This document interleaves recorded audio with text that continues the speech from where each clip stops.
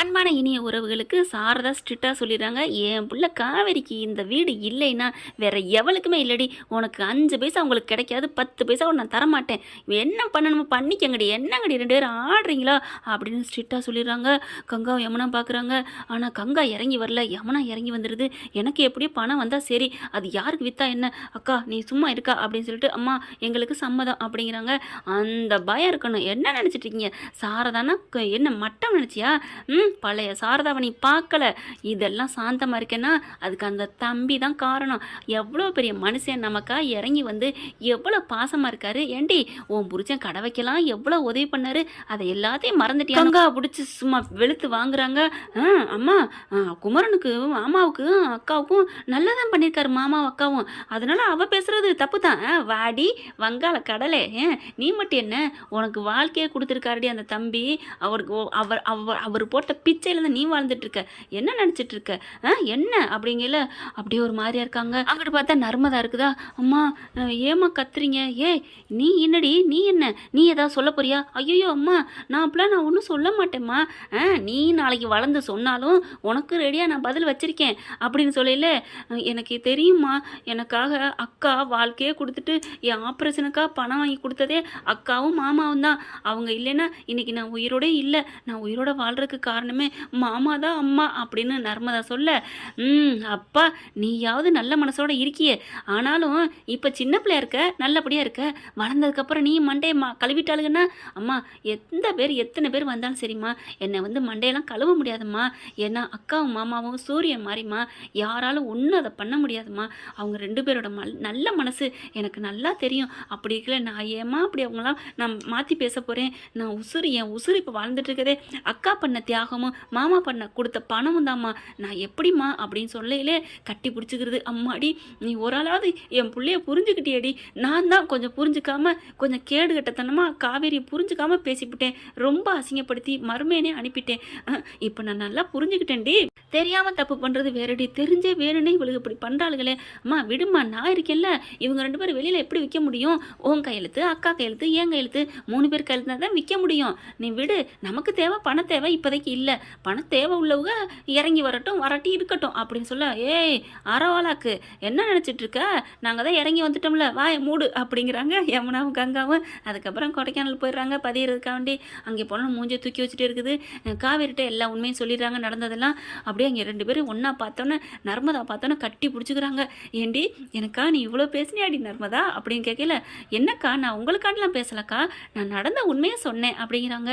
இருந்தாலும் எங்கள் மேலே நீ இவ்வளோ பாசம் வச்சிருக்கியே அக்கா, நீ என் மேலே பாசம் வச்சிருக்கிறது வேறக்கா, ஆனால் மாமா அவர் யாருக்கா, அவர் யாருன்னு சொல்லாதடி, அவர் உன் மாமாடி, அது இப்போ மாமாதாக்கா, இப்போ மட்டும் இல்லை இனிமேல் எப்போவுமே அவர் தான் என் பெஸ்ட்டு மாமா, பெட்டர் மாமா, எல்லா மாமா.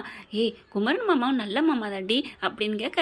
ஆமாம் குமரன் மாமா நல்ல மாமா, நிவின் மாமா நல்ல மாமா, எல்லாருமே நம்ம என்னமோ ஒரு புண்ணியம் செஞ்சுருக்கோம், நம்ம வீட்டுக்கு வந்த மாமாக்கள் எல்லாருமே நல்லவங்க, அதில் எனக்கு ரொம்ப ரொம்ப ரொம்ப என் உயிரை கொடுத்தது விஜய் மாமா தான். அதனால் என் உயிர் இருக்கிற வரைக்கும் நான் அவங்கள எப்படிக்கா மறக்க முடியும், அதனால் நான் மாமாவுக்கா நான் பேசினேன் அப்படிங்கிறாங்க. பாருடி என்னடாது அக்கா நீ இத்தனை நாள் என் முந்தானே எப்படிப்ப, இப்போ என்னடா மாமாவில் உனக்கு ரொம்ப தாண்டி, இங்கே பாரு எனக்கு அப்புறம் தான் நீ மாமாவை சொல்லணும், மாமாவை ஃபஸ்ட்டுன்னு சொன்னேன்னு வைவேன் குத்தி பிடுவேன் அப்படின்னு சொல்ல.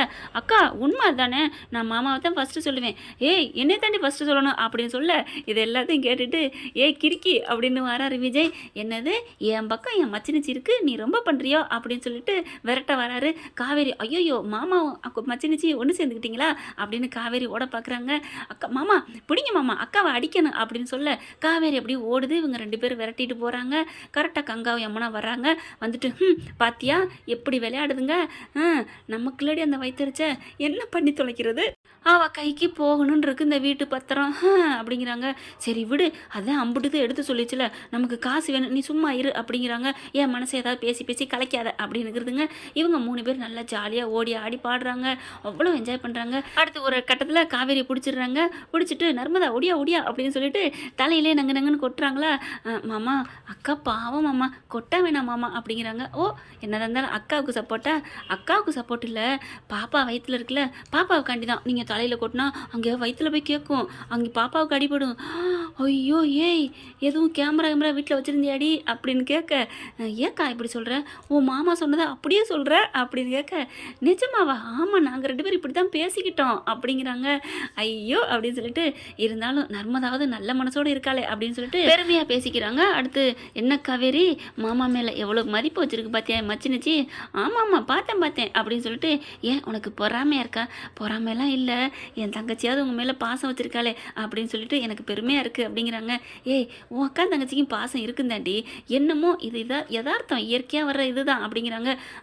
நீங்கள் தான் மெச்சிக்கணுமாம்மா, அவளுக்கு 2 பேரும் பொறாமை தீயில வெந்துக்கிட்டு இருக்காளுங்க, அது ஒரு நாளைக்கு அணையும், பேசாமல் இரு அப்படிங்கிறாங்க. சரி நம்ம அதுக்கு முன்னாடி எல்லோரும் ஜாலியாக போட்டிங் போயிட்டு வருவோமா அப்படிங்கிறாங்க. போவோம் அப்படிங்கல யமுனாவையும் கங்காவையும் கூப்பிட்றாங்க. நாங்களாம் வரல அப்படிங்கிறாங்க. உடனே நர்மதா பார்க்குது, என்ன அக்காவுக்கு வரலைங்கிறாங்களே அப்படிங்கிறாங்க.